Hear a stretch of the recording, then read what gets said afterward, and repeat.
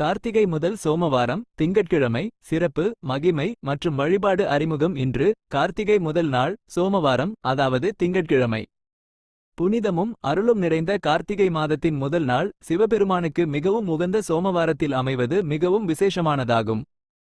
இந்த அரிய நாளில் நாம் மேற்கொள்ளும் சிறு வழிபாடு கூட பல மடங்கு பலனை தரும். இந்த நாளின் மகிமை என்ன, எவ்வாறு வழிபட வேண்டும் என்பதை விரிவாக காணலாம். கார்த்திகை மாதத்தின் தனிச்சிறப்பு. கார்த்திகை மாதம் என்பது ஒளி மாதம் மற்றும் ஞான மாதம் என்று போற்றப்படுகிறது. இந்த மாதத்தில்தான் சிவபெருமான் அக்னி பிழம்பாக, அதாவது ஜோதி ஸ்வரூபமாக காட்சியளித்தார் என்பது ஐதீகம். எனவே கார்த்திகை மாதம் முழுவதும் தீபம் ஏற்றி இறைவனை வழிபடுவது மரபு. தீபம் ஏற்றுவதன் மூலம் நம் வாழ்வில் இருக்கும் இருள் நீங்கி ஞானமும் செல்வமும் மன அமைதியும் பெருகும் என்பது உறுதி. சோமவாரத்தின் திங்கட்கிழமை மகிமை. திங்கட்கிழமை என்பது சந்திரனுக்குரிய நாள். சோமன் என்றால் சந்திரன். சந்திரனை தன் தலையில் அணிந்திருக்கும் சிவபெருமானுக்கு சோமவாரம் மிகவும் விசேஷமானது. சோமவார விரதம் இருப்பவர்களுக்கு நோய் நீங்கி நீண்ட ஆயுள், குறைவில்லா செல்வம் மற்றும் குடும்ப ஒற்றுமை ஆகியவை கிடைக்கும் என்பது நம்பிக்கை. மன அமைதிக்கு காரணமான சந்திரன் சிவபெருமானின் அருளால் பக்தர்களுக்கு நல்லாசிகளை வழங்குவார்.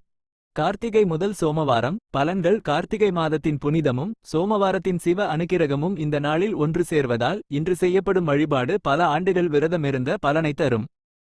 திருமண தடை நீங்க, குழந்தை பாக்கியம் பெற, தீராத கடன் தொல்லைகள் மற்றும் நோய்கள் விலக போன்ற வேண்டுதல்களுக்காக விரதம் இருக்கத் தொடங்குவதற்கு இந்த முதல் சோமவாரம் மிகவும் சிறந்த நாளாகும். இதனை சோமவார விரத ஆரம்பம் என்றும் சொல்வதுண்டு. வழிபாட்டு முறைகள். இந்த சிறப்புமிக்க நாளில் முழுமையான பலன்களை பெற செய்ய வேண்டிய எளிய வழிபாட்டு முறைகள் கீழே கொடுக்கப்பட்டுள்ளன. காலை சங்கல்பம். அதிகாலையில் எழுந்து நீராடி வீட்டை சுத்தம் செய்து ஒரு தீபம் ஏற்றி சிவ சிந்தனையுடன் நாள் முழுவதும் விரதம் இருக்கச் சங்கல்பம் எடுத்துக்கொள்ள வேண்டும்.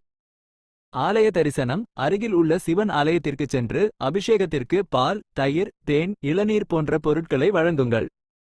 சிவனுக்கு பிரியமான வில்வ இலைகளால் அர்ச்சனை செய்வது சிறப்பானது. தீப வழிபாடு. மாலையில் வீட்டின் பூஜை அறையில் நெய் அல்லது நல்லெண்ணெய் தீபம் ஏற்றுங்கள். குறைந்தது 27 தீபங்கள் அல்லது ஒற்றைப்படை எண்ணிக்கையில் ஏற்றி சிவபெருமானை வணங்குவது மிகவும் உத்தமம். விரதம். அன்றைய தினம் ஒருவேளை மட்டும் உணவு உட்கொண்டு விரதம் இருப்பது சிறப்பு. உணவை தவிர்க்க முடியாதவர்கள் பால், பழங்கள் போன்றவற்றை உட்கொள்ளலாம். விரதத்தின்போது சிவ மந்திரத்தை உச்சரிப்பது மிக அவசியம்.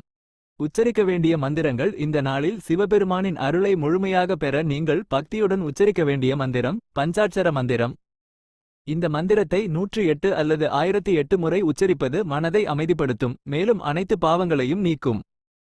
சோமவார சிறப்பு மந்திரம். கூடுதலாக இந்த மந்திரங்களை உச்சரிக்கும் போது மனம் முழுவதுமாக இறைவனிடம் லயித்து இருப்பது மிக முக்கியம். நிறைவுரை. கார்த்திகை முதல் சோமவாரத்தில் இந்த எளிய வழிபாடுகளையும் மந்திர உச்சாடனைகளையும் செய்து சிவபெருமானின் பூரண அருளை பெறுங்கள். இதனால் உங்களின் அனைத்து விதமான துயரங்களும் நீங்கி ஐஸ்வர்யங்கள் பெருகி குடும்பம் சீரும் சிறப்புமாக வாழும். இந்த வழிபாட்டு முறைகள் குறித்து வேறு ஏதேனும் சந்தேகம் இருந்தால் நீங்கள் கேட்கலாம்.